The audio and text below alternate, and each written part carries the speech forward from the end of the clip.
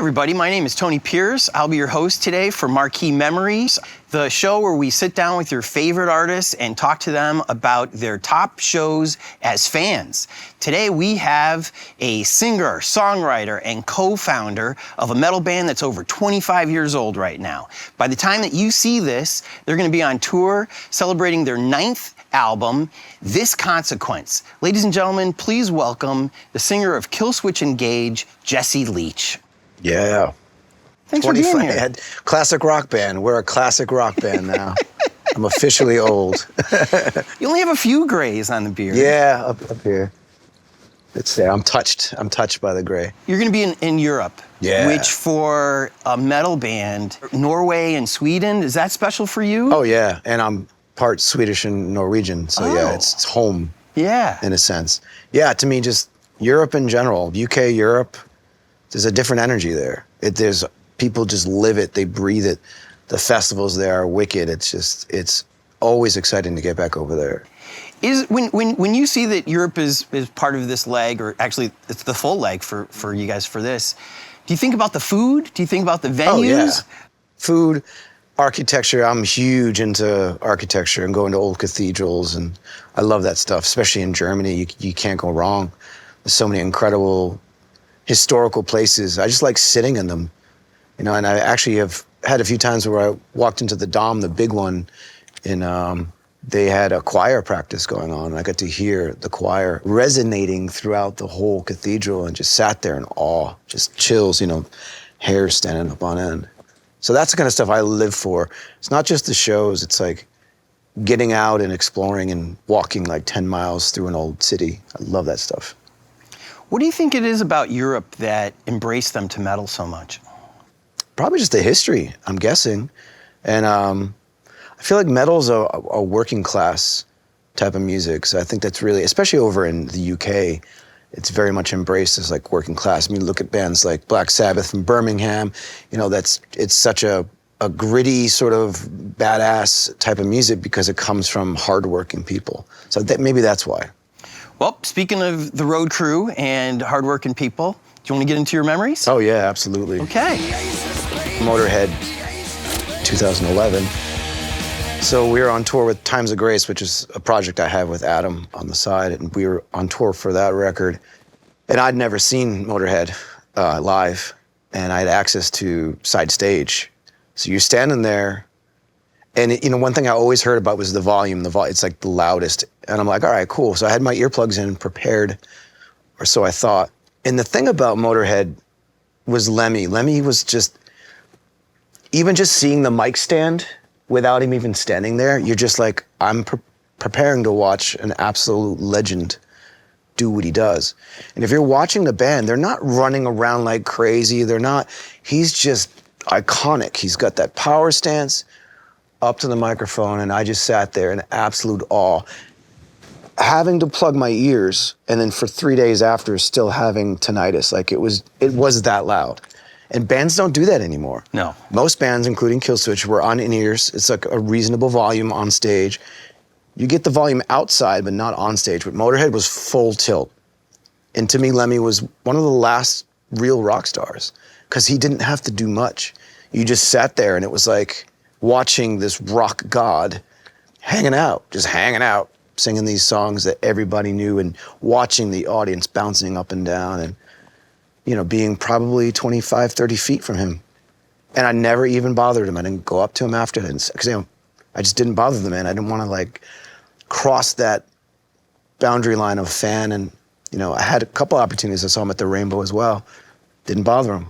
And I kind of like that I didn't, because he lives in my mind a completely different iconic thing, you know, where I didn't engage with him. I just let him be the rock god that he is. So yeah, to me, that I'll never forget that as long as I live.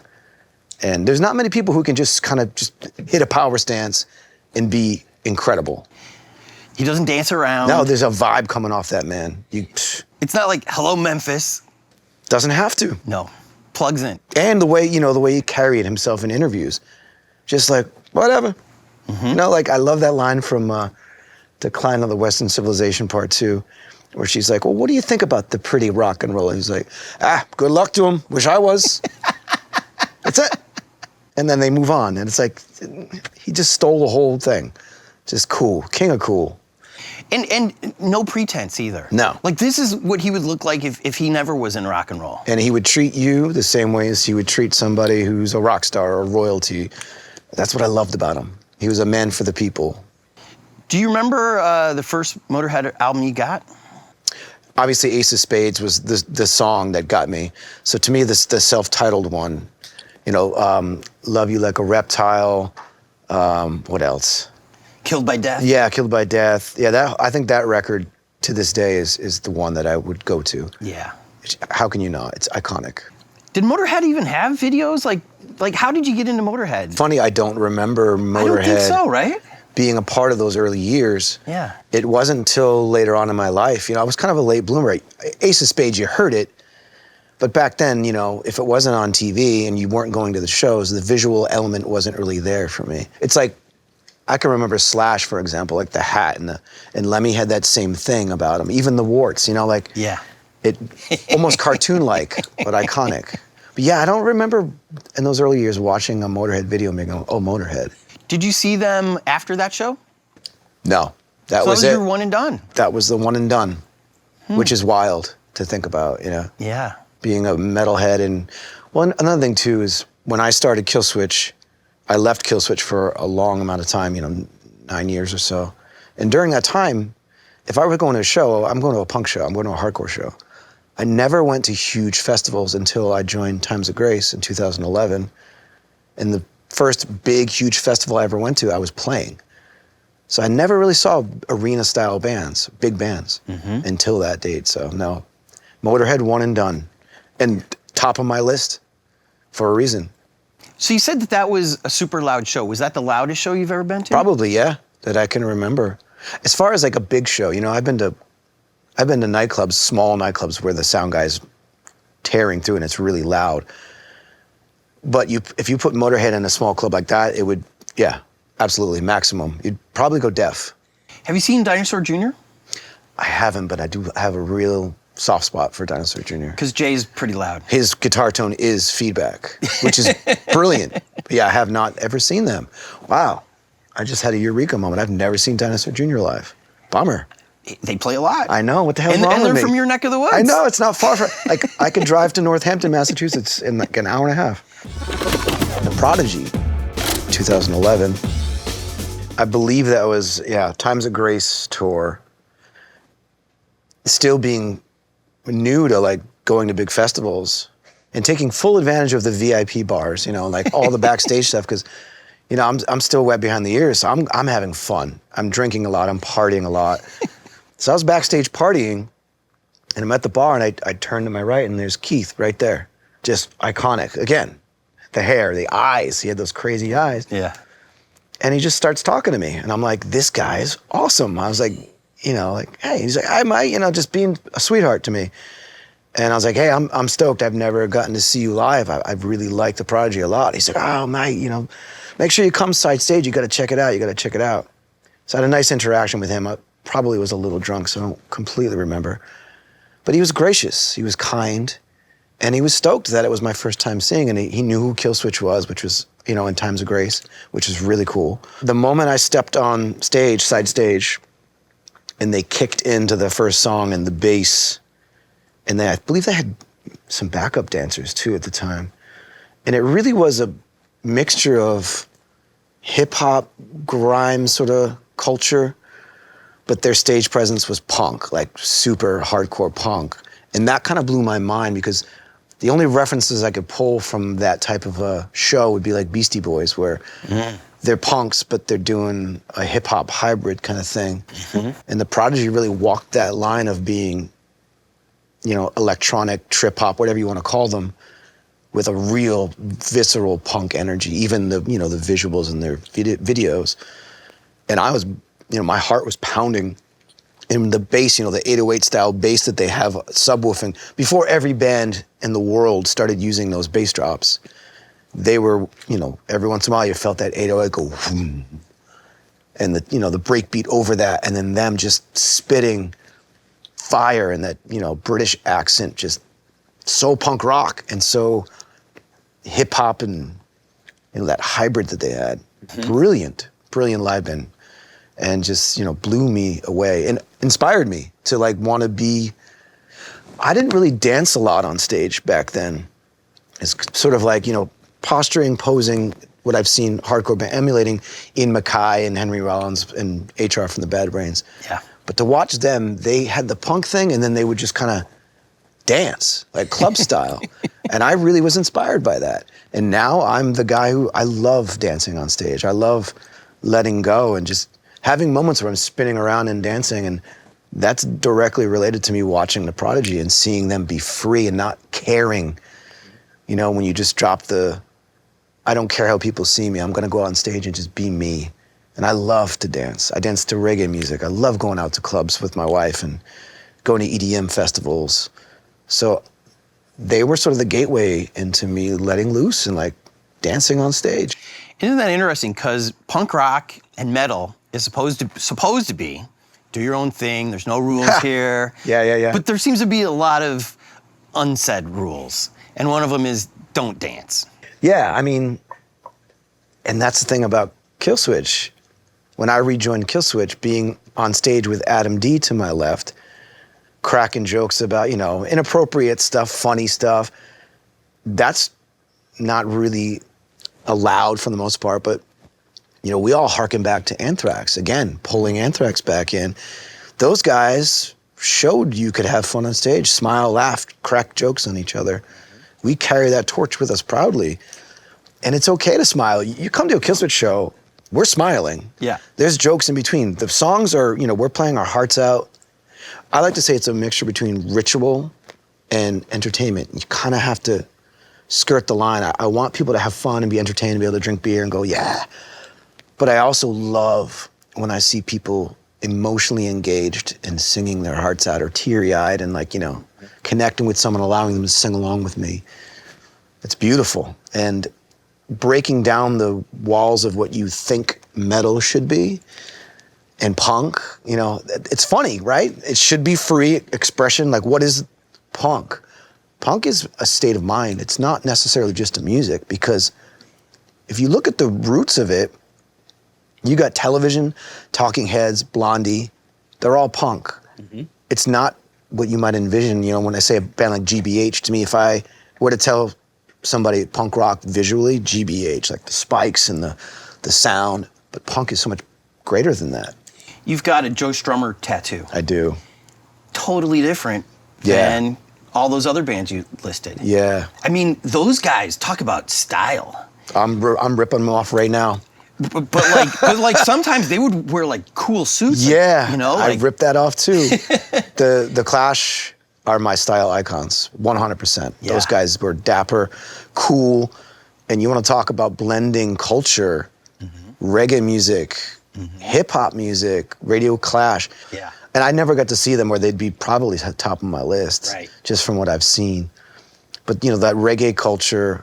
Again, I think that's really a common theme with me, is like, I love the clashing of sounds. I love that. In contrast to Motörhead, which they were a rock and roll band. Lemmy didn't want to be called metal, rock and roll. And then the Prodigy. But that's me. If you cut me open, I've got hip hop, reggae, EDM, trip hop, British trip hop. It's all there next to the death metal, the punk. Yeah. That's how it should be. Artists should be free to listen to what they want to do, to emulate what they want to do. And that, to me, causes better art when you're open to it, instead of just staying in your lane. Mm-hmm. And the Beasties were like that, too. Totally. Like you said, they started out punk, but even their hip-hop evolved into all these things. But let's finish up real quick with Prodigy. Yeah. They had a great mixture of stuff, too. And if all you ever heard was Firestarter, you would never think that it's punk rock roots. Right. When you went to that show, did you have an expectation that they kind of broke when you actually got to see them? Yeah, I mean, I knew the energy was going to be there, but it didn't let up. They didn't stop. It's awesome to watch a band, and there's very few bands that do this nowadays, where from start to finish, they're giving you as much as they can possibly give. One band off the top of my head would be Sick of It All. They're a band that respect, and those guys are older than me. They kill it live, and they're don't let go of the throttle, and that's what Prodigy were. They just, from start to finish, and you could see when they got off stage, covered in sweat. Yeah. They left a little piece of themselves on that stage, and that's inspirational. I feel like any artist should be doing that on a regular basis. I worry about your voice because you give 100% at your shows. You're screaming, you're singing. I read somewhere where you said whispering is actually the worst thing it's terrible. that you could do to yourself. When regular singers warm up, they do vocal exercises like la la la la. Are yours la la la la? No. What do you do to make sure that your voice is... Yeah, my teacher and my friend and my mentor, Melissa Cross, the Zen of Screaming, her warm-ups were brilliant, are brilliant. I still use them to this day. She really pushed me to realize that the voice is so unique. And if you look back, one of the things we talked about early on in my vocal training was listen to a baby scream or cry, right? They're doing with ease. They can do it all day and all night. You don't hear babies going, I'm hoarse, right? So we all have this natural ability to scream and yell. It's there. It's just, as an adult, you get up on your heavy anxieties, all the things that get in the way, you have to loosen up and allow the voice to do what it does. Hence Melissa's title, Zen of Screaming. It's very much about being still, about allowing you to use the cavities in your skull to make resonations. And it's not just with screaming, but singing as well. And when you learn all that comes from sort of the same place, and that technique saved my life because 2018, I had to go and get nodules removed. And that scared the shit out of me. And the doctor even looked at me and said, I can't guarantee you that you're gonna sing ever again. Wow. Same guy who did Adele's surgery. I got lucky with this guy. And, interesting fact, I got workers' comp. And I don't know if it's ever been done in music. My voice was put in legally as my instrument, and I had damage from work. So workers' comp covered my surgery and paid me a paycheck. Wow. Wild. So I was like, I'm not gonna take this for granted. I'm gonna study and do my best. So I started with Melissa years ago, 2002 maybe, but her lessons didn't really fully hit me until after that surgery because I had to learn how to talk differently. She brought me from surgery, mind you, up until surgery, we're talking about a month and a half of complete silence, not knowing if I'm going to heal. And then the diagnosis was you have to get surgery, no talking for the next. So I was probably about 3 months in total where I'm completely quiet with a notepad, and that was a game changer. And that really got me thinking about, number one, how many people waste this beautiful gift we have to talk garbage about people, just the hateful stuff that comes out of people's mouths. So I vowed that moving forward with my voice, if I got it back, I would use it for good. I would put out as much love in the world as I could. And through Melissa's help, I learned how to speak properly. I learned what I call the skull note. Everyone's got a note that you can resonate. Mine's it's not middle C. I think it's just a step down from C on the piano. I know it is on the piano. And she worked with me, giving me my range and showed me, you can hit sort of Chris Cornell style notes in your range and you can go down here, but don't think of it as a high note. Think of it as, her analogy is the waves crashing in. So when I'm doing my warm-ups, I'll even do this with my hands, very sort of like the wave coming in and out. So when I'm singing high, whether it's screaming or melodically, it's not high in my brain anymore, it's outward. And I do it with ease because of her technique. And learning how to scream that way, they call it fry vocals, which is the technique that she teaches, versus false chord, which is the old school punk way of just, put it all out there. But the more I learned this technique, the more I integrated both styles.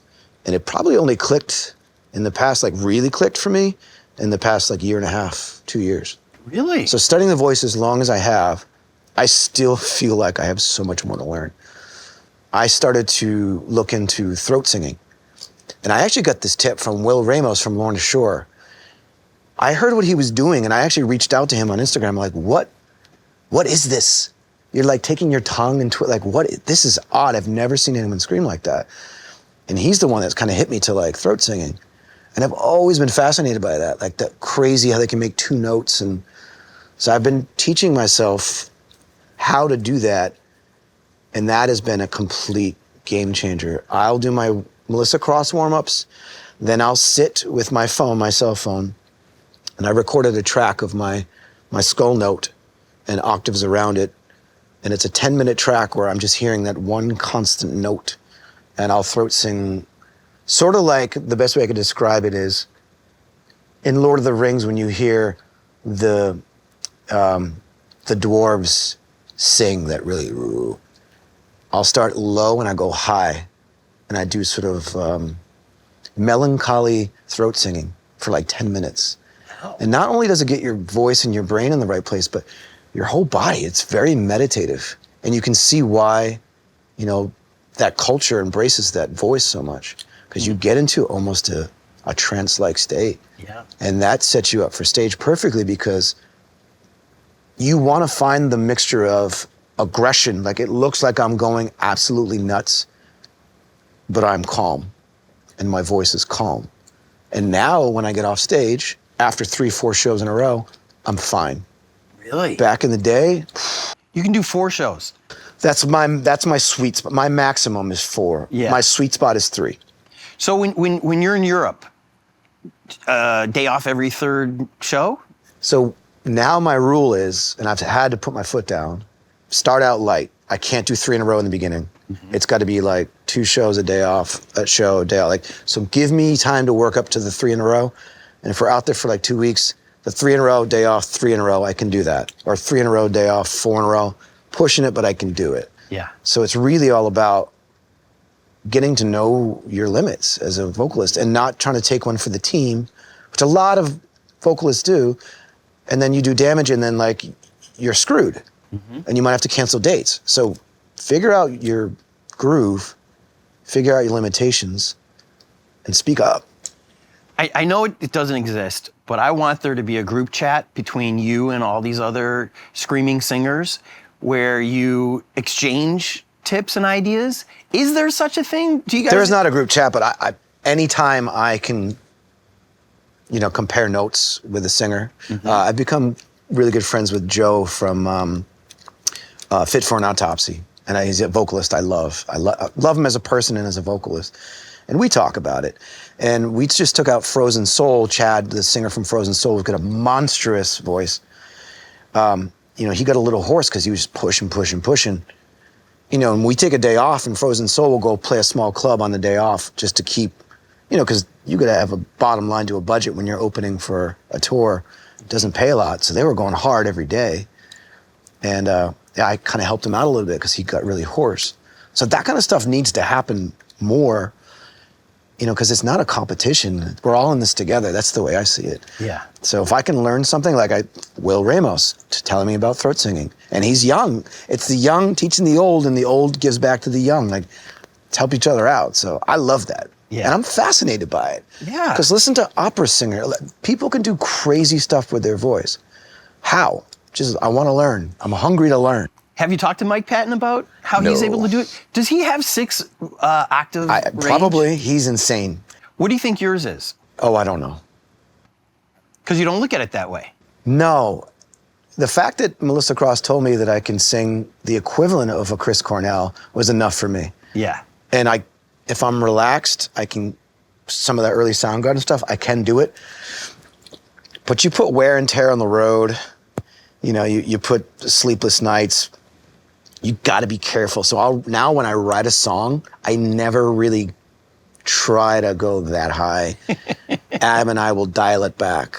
Right. Know your limits. You know, if you're at the top of your range, and, you know, Chris would have sections of his song where he's at the top of his range the entire time. Yeah. That's hard to emulate live night after night. So yeah, I like that I have a big range, but I'm careful to make sure that I can pull it off live now. Is it the screaming or the growling that hurt you before you met Melissa? I think it was a lot of everything for me, but I will say this, and this is crucial too, and something that Melissa helped me realize. stepping back into Killswitch and having to sing songs I didn't write. Howard Jones's voice is very different from mine. He's got this baritone, big vibrato, and his high screams are super high. I didn't know the technique involved, so I was going for those really high highs with all of my guts. And I think years of that killed me. So now what I do with those high highs, that's fry, it's technique. And I can hit them and they sound good to the ears, but if you were to pull the microphone away, it's quiet. And then my mid-range and my sort of death metal stuff is still loud. But take someone like George from Cannibal Corpse. If you hear him without a microphone, he's not loud. That's the brilliant genius of knowing how to use your instrument properly. And I'll do my warm-ups and it's quiet.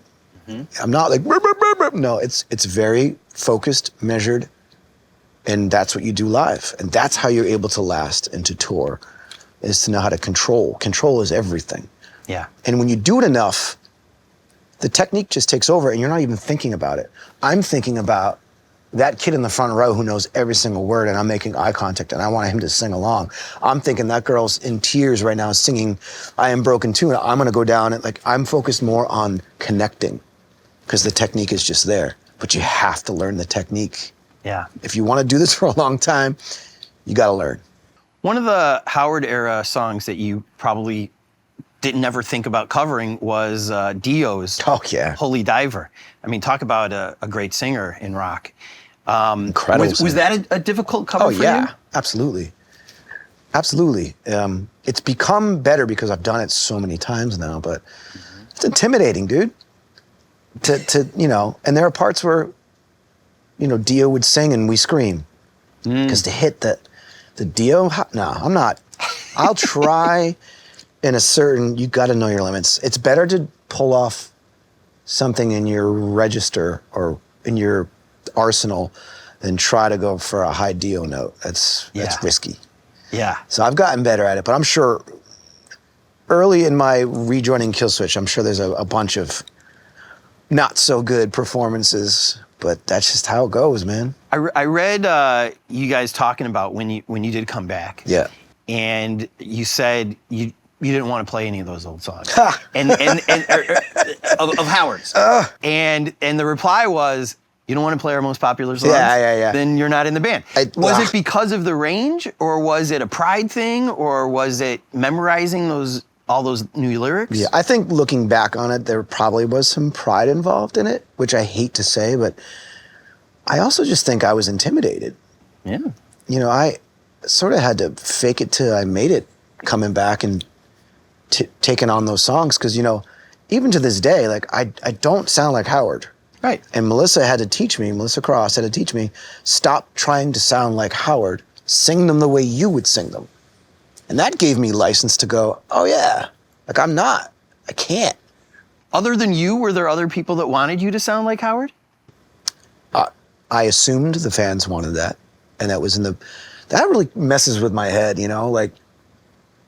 because it's such a legacy. His era of the band, End of Heartache, are you kidding me? Like you said, the band was like, you kind of have to sing these. We can't. And I'm glad we did, because, there are bands that singers are put their foot down and I will only sing my catalog. Yeah. Which in retrospect is kind of cocky. It's who do you think you are? And I look at younger me and I'm like, dude, come on, man. Really? Older and wiser. Didn't Van Hagar sell more records than Van Halen? Yet David Lee Roth would never sing a Van Hagar song. And, I think that's what's unique about us, and the fact that, brought Howard Jones on for Signal Fire. And when he's in town, he jumps on stage. And when he was in, Light the Torch, we brought him. I like that family legacy still there. Yeah. I like my job. I want to keep it. I don't want another singer in my band. But, Howard's incredible. He's an incredible vocalist. And I will never be Howard. Right. And now that I'm older and wiser, I'm like, yeah, it's cool. That's my boy. Love him. I don't know how much you look at Setlist, but we have a little thing called With, and it shows you all the times that you've sung with other artists. Obviously, Howard is the top of that. Because you guys have sung a lot together. Yeah. I think it's 63 songs you guys have sung together. Wow. Did you think it was that many? No, I didn't. But I mean, we did tour with them, so Yeah. you got to figure it's at least a month of. But to your point, and kind of the positive element that you have in your lyrics and in your walk, you didn't have to play 3 songs with him every night of that tour, but you did. I thought it was important to show fans, number one, that there's no bad blood. We're all older and wiser, and you know, it had nothing to do with me. It was the boys, and they had to figure out all their stuff. You know, when you're young, and I can only imagine because I didn't really have to go through this. When you're young and you reach such success that they saw during that End of Heartache, Daylight Dies era, you know, where they're buying a house for the first time, they're buying cars, they're getting married, their lives are completely changing, you know, like it's a lot of pressure. So there was a lot of internal conflict that didn't get resolved till years later. And once it was resolved and everyone was like, we're family, it was kind of like, well, why not? And that's when the idea of like, you know, we're on tour with Iron Maiden playing at O2 Arena in London. And Howard was there doing press for Devil You Know, which, you know, was the band right before Light the Torch. And he's hanging out with us. And I'm like, dude, why don't you jump on stage tonight and do End of Heartache? He's like, okay. And he puts his headphones in. I got to listen to it a couple times. And he did it. And I was like, this is dope. We should do this. Yeah. So the next night we did it again.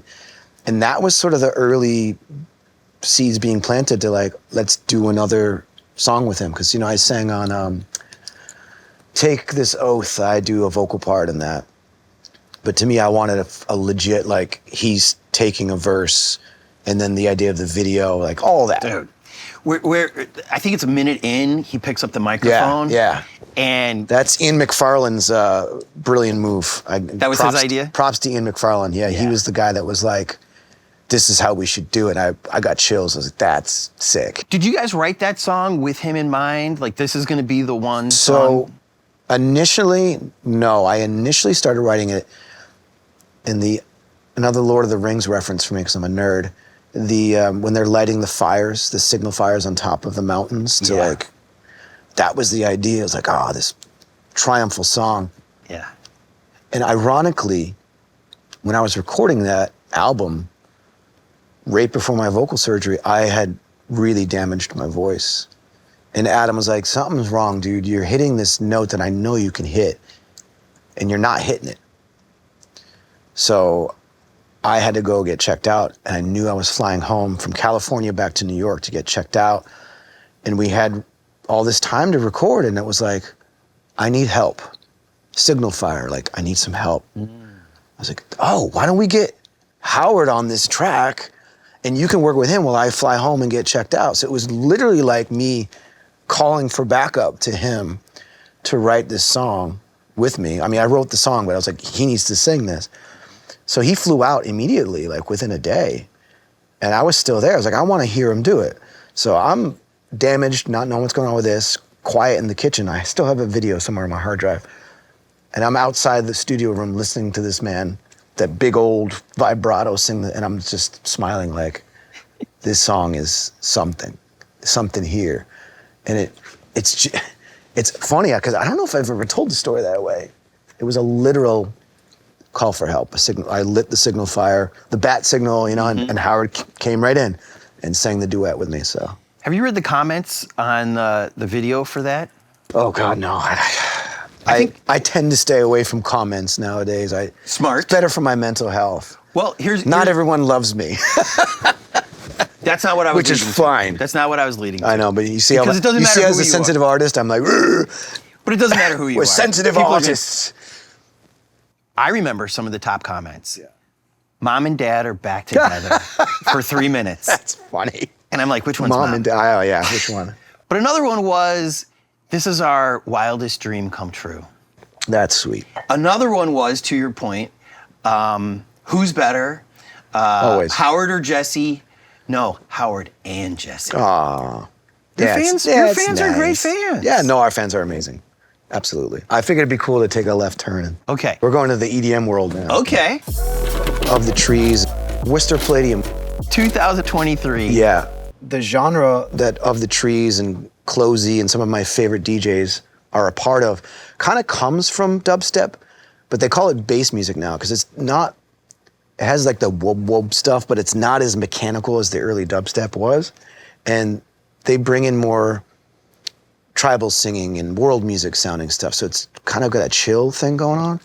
But I remember watching Of the Trees and the BPMs and the feeling I got was like being in a Hatebreed pit. It's the same, like you can pit to the 140, dubstep BPM. So I see these kids doing like sort of the hippie festival dance, and I'm in full like camo, bandana, like kind of moshing. And it clicked. I was like, I love this music because I'm a bass head. I love reggae music. I love early hip hop, but I'm a hardcore kid. And it was this perfect blend of like, oh, turns out Of the Trees is a huge metalhead. He loves Neurosis. He loves like High on Fire. He's into like stoner rock. And that's kind of when it all was like, oh, this is totally doom. The beats and the bass and the frequencies they're giving off, that bass tone, is the same as seeing, a doom metal band. It's the same shit. And I became a full-on fan of all of that type of music. But to me, Of the Trees, he's just got this swagger. He's got a hip-hop swagger. It almost sounds like Solange with bass music underneath it. Mm-hmm. And the more I listened to what he was plucking from, I could see his metal influence. I could see his hip-hop influence, his R&B influence. And when you're a good DJ, I think, you cherry pick from your influences, but you make it your own, and he does that. He's one of those artists that just pulls, and it's just tastefully done. But what's great about him, I saw him at the festival in Michigan, the Electric Forest, but seeing him do his own show in the Palladium with his own stage setup, the second time, so the first time was great, but the second time, he brings you into this adventure almost. It feels like you're playing a role-playing video game. You're being led through the forest, or you're the main character in a game. Mm-hmm. So his whole stage setup is that. And that was just next level, like trippy, like, sitting there, because we were up in the balcony in VIP, of course, because I had to get VIP to be the old guy in the box there. But just standing there without anyone blocking my view and just taking it all in. Yeah. And hearing this music that I love set to these cool visuals. Yeah, he's up there. If you're listening right now and you're curious about, expanding your horizons as a listener of music, start with Of the Trees. I've turned a lot of people onto him. He's just incredible. I did have a project with my wife. We put out one song, and I have a couple on a hard drive that is dark, heavy, heavy, heavy dubstep called Dead Trees. And it was very much like I wanted to take bands like Godflesh and Ministry and mix it with EDM and do it where, it's dark, it's got metallic edges to it, but it's still got the bass, it's still got the... Yeah. So that's not totally done. My wife is dying to do it. I just need to make time. Would that be the best venue for you? Yeah, absolutely. And I don't want to say too much because I think I could change the game a little bit if I actually put my brain into it and really sat down and produced it well. But I've got a bunch of projects I need to get out of the way before I can even think about doing that. But when I say surprise, I mean, don't advertise it. Oh, yeah, I'd love because that. Because that kid tripping balls in the middle, and hears this voice, like, why do I know that voice? Yeah, I can't imagine like metal being a part of that. I think that's a stretch. Yeah. They do have like rock and reggae, but I mean, maybe some kids would like that. I don't know. But that would definitely creep some people out if you're tripping phase and you hear someone growling. Yeah, I don't know. Maybe. Might be kind of fun. By the time this comes out, you'll be on tour in Europe. Yeah. Promoting This Consequence. Yes. Which, great album. Thank you. And I think is just right in your lane of positive, uplifting, spiritual without like putting a fine point on it. Which I think for a lot of people who are spiritual, even Christians, right, it's hard to identify with one particular place nowadays. And so our relationship with just a higher power is very personal and complicated, and it's a struggle. It is, yeah. For everybody. And so I love that song because it just covers all the bases all at once. Was that the intention It's of that the song I've always wanted to write, honestly. I would have to give a nod to early U2, you know, Joshua Tree, that longing for, you know, the with or without you, the streets have no name, like that desire to connect with a higher power, to wanting to know what it is. Being a son of a preacher man, it's been embedded in me. And I still cling to a lot of the good stuff that I was taught about loving thy neighbor, because I saw it in real time. My mother, I have vivid memories of my mother walking the streets when we lived in Philadelphia, handing out food to homeless people. My parents would take people in who didn't have a place to go. We lived with ex-cons, we lived with, you know, recovering drug addicts. That door was open. My father and my mother walked the walk.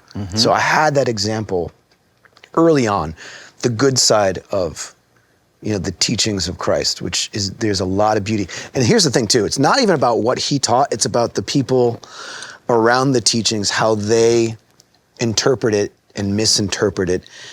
And, you know, not to get super deep, but how the political dogma, the control, and the Roman Empire is seeing the power of this thing, and it turns into this other thing completely. So for me, I'm stripping down, you know, the golden rule, you know, do unto others as you'd have done to you. Kindness, love, compassion. Those are revolutionary things. They are. In the society we're living in, our warmongering tribal society, when you get on stage and you profess like God is love, which I say on the microphone, I'm not painting myself into a corner. I'm giving you a little, I'm planting the seed, right? The rest is up to you. And I think that's the beauty of spirituality, a path where you can walk where it's not self-righteous. I'm not telling you what to think. I'm offering you a revolutionary thought that could lead you down the road to enlightenment. And to me, that is what I still crave and long for. And in my not knowing, I find a real peace being able to say to you, I don't have the answers. I don't know. I can't tell you. It's this. I like that. There's a, you know, a line from an Arrested Development song, like, I am still thirsty. I think I'm gonna be hungry and thirsty to know God until the day I die. And I don't need to put a period on it.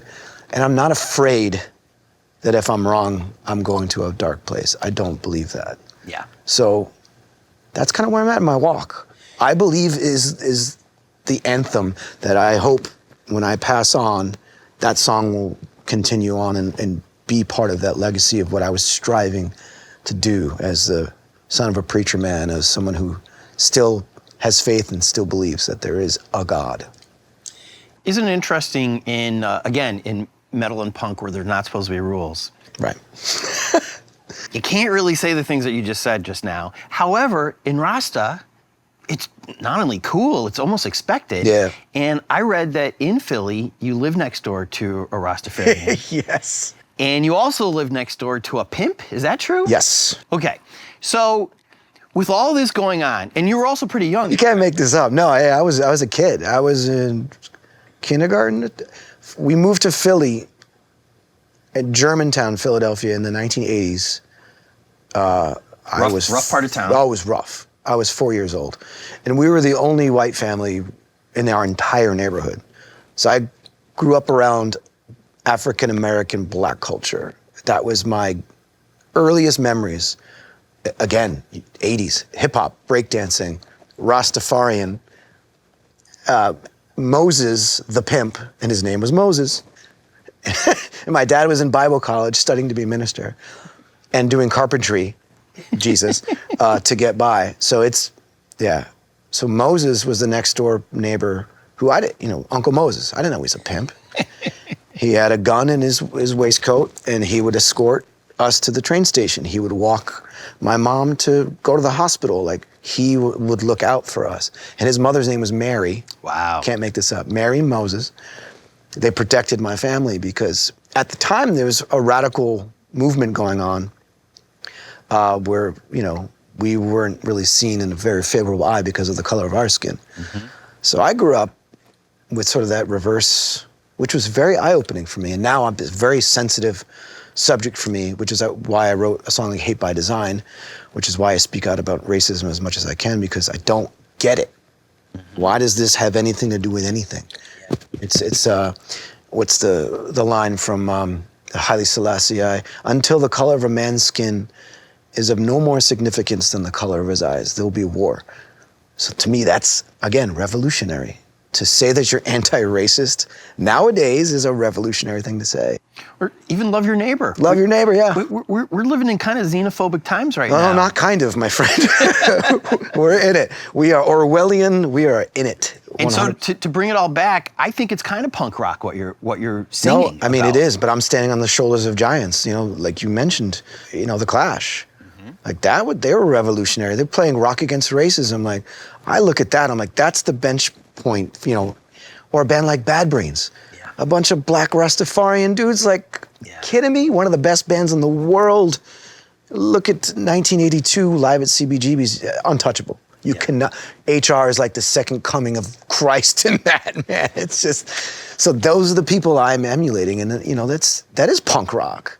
And you know, it's funny because when Killswitch first came on the scene, look at my lyrics. I'm saying stuff like I and I. You can't compromise I and I. Yeah. I'm putting those in there. I'm not even hiding the fact that I'm just biting off this stuff. But also the music is super punk rock than reggae. Just like you guys. Yeah. It's super rocking and dark and metal, and then it's melodic. Yeah. Would you say that's a dotted line or a direct line from Bad Brains? Oh, no, it's direct. And I would even cite, which not a lot of people know this, but I've been making sure to say it a lot lately, DC hardcore, bands like Fugazi, Discord Records, bands like Hoover, it was before the dirty word emo, you know, it was like bands that were showing emotion, that were writing from a poetic standpoint. A band called Lungfish, which is pretty much a guy doing spoken word over like indie rock punk. I was super into that as well. So I'm listening to like Bob Marley, I'm listening to KRS-One, I'm listening to like Fugazi, and I'm listening to European melodic death metal. Bands like My Dying Bride, Edge of Sanity. So mash all that. And then of course, hardcore, Sick of It All, Agnostic Front. Yeah. It's all there. Yeah. It's all there. So the melodic stuff is a direct line to all those influences. And if you listen to like My Last Serenade, you couldn't get more like, here's the heavy riff, kind of sounds like Sam Black Church and the Bad Brains.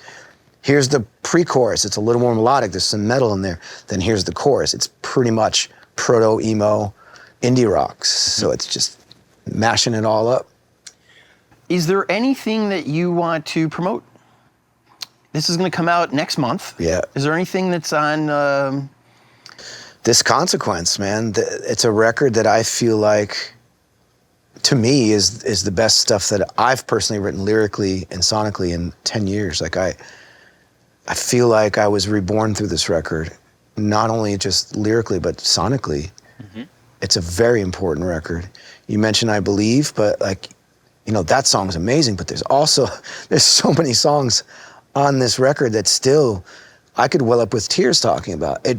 There's so much passion and belief in what I'm saying, and it's a mixture of, on this record, a righteous anger, and then that love, that I believe, that soft underbelly. But throughout this record, I think anger is a powerful tool, and it's a powerful emotion if used properly.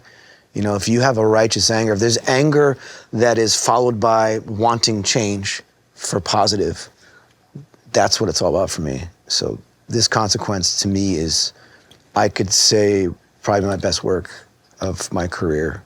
Hey man, thank you so much for being here today, early in the morning. Thanks for answering all these questions.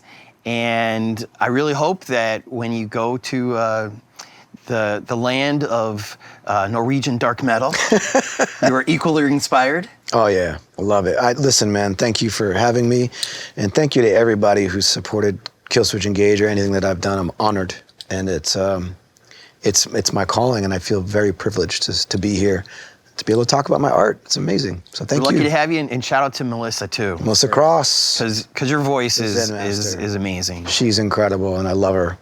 Yeah, she's a good woman. Shout out to Melissa Cross.